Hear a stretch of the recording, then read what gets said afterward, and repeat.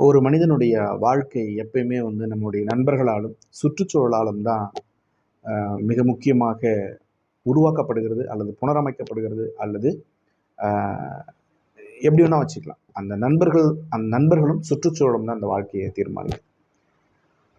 அ ஒருத்தர் வந்து ஒரு தேவா ஒரு ஒரு ஒரு சர்ச்சுக்கு வந்து ரெகுலரா போயிட்டுருந்தார். திடீர்னு ஒரு நாள் அவர் போல.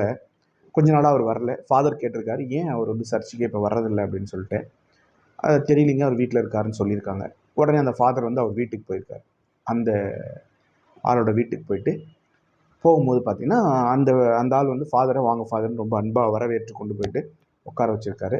அது வந்து ஒரு குளிர்காலம் அப்படின்றதால கேம்ப் ஃபயர் போட்டு அங்க எரிய வச்சிருக்காங்க. அதுக்கு பக்கத்திலேயே வந்து உட்கார்ந்துட்டு இருக்காரு. ஃபாதர் எதுவும் பேசல. அந்த கூட்டு போனவரும் எதுவும் பேசல. அப்படியே அமைதியா உட்கார்ந்துட்டு இருக்காங்க.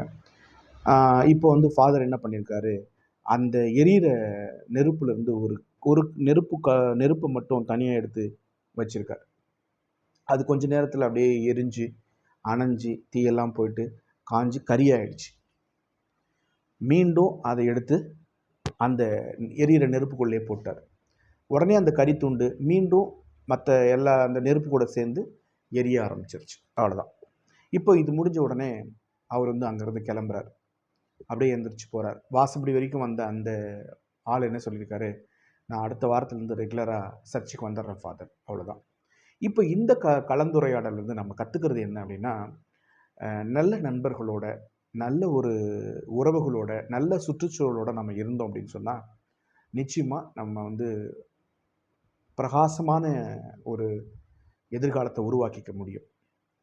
தனிமையிலயோ, இல்ல தேவையில்லாத நட்புகளோட நம்ம சேர்ந்திருந்தோம் அப்படின்னா, நம்மளால வாழ்க்கையில எதையுமே செய்ய முடியாது. அதுக்கு பதிலா இருண்ட எதிர்காலத்துக்கு போயிடுவோம். அப்படின்ற ஒரு சின்ன ஒரு விஷயத்த தான் சொல்லாம நம்முடைய ஃபாதர் வந்து அந்த எரியிற நெருப்புல இருந்து ஒரு தனியா ஒரு துண்ட எடுத்து வச்சு கரிக்கட்டையாக்கிட்டு, அந்த கரிக்கட்டைய மீண்டும் நெருப்புல போடும்போது அது மீண்டும் நெருப்பா ஆனத வச்சு சொல்லாம சொல்லிட்டு போயிட்டார். அதனால நம்மை சுற்றி இருக்கக்கூடிய நண்பர்கள்ல நல்ல நண்பர்களோட, நல்ல எண்ணங்கள் கொண்ட நண்பர்களோட நம்ம வாழ்க்கைய அமைச்சுக்கிட்டோம் அப்படின்னா, அதே மாரி நல்ல சுற்றுச்சூழல், நல்ல ஒரு ஆன்மீக சிந்தனை, நல்ல ஒரு உதவும் எண்ணம் கொண்ட, இந்த பாசிட்டிவ் திங்கிங் கொண்ட நல்ல ஒரு மனிதர்களோட, சுற்றுச்சூழலோட நம்ம பழகும்போது, நமக்கும் அந்த எண்ணங்களும், அந்த அ அ உணர்வுகளும் நமக்குள்ளேயும் வந்து நாம நம்மளுடைய வாழ்க்கைய சிறப்பா அமைச்சுக்க முடியும். ஆகவே, ஒரு மனிதனுடைய வாழ்க்கையை தீர்மானிப்பதில் நண்பர்களும், சுற்றுச்சூழலும் மிக முக்கிய பங்கு வகிக்கிறது. நன்றி.